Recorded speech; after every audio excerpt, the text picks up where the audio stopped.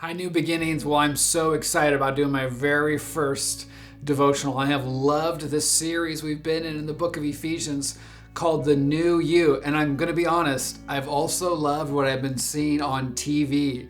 If you don't know, we got the World Cup going on, and I have loved it. I played soccer growing up, and in fact, I played in college at a small private Christian school at Biola University. But one of the things, if you haven't been watching the World Cup, one of the things you need to know is that one of the things that people have been talking a lot about is the VAR. Now, the VAR stands for the Video Assistant Referee. And so it's basically been like a replay system. Now, the controversy hasn't been, should we have a VAR in the World Cup? That's not been the controversy. The controversy has been around how should that be used. You see, what's happened a few times is they've taken a still shot or they've put a play in slow-mo, and a play or a tackle has looked a lot worse when you take a still shot or you put it in slow-mo. And it's actually impacted a significant play for the U.S. national team. But the interesting thing about this is I was thinking about how we can do that in life. I think if we're not careful, we can take a VAR moment and do that to other people. I just think about how I can do that. And my guess is you've probably had moments where you do that too, where you can take a single moment, maybe even a freeze shot of someone else, maybe someone you work with, or a boss, or maybe your spouse, or maybe one of your kids.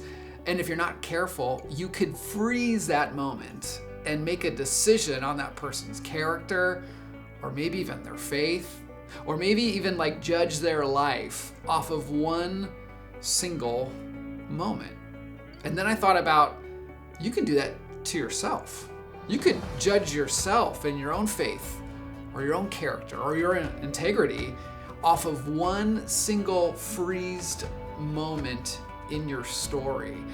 And I was reminded there's this great verse in Ephesians chapter 2, verse 10 that says, "For we are God's workmanship, created in Christ Jesus to do good works, which God prepared in advance for us to do." And one of the parts that I just love about this verse is this word workmanship. You could translate that to mean masterpiece. And one of the things about a piece of art is that nobody judges a piece of art after just one stroke of a brush. We don't do that. We take a step back and we look at the whole piece of art. And luckily, that's exactly how God views you and me.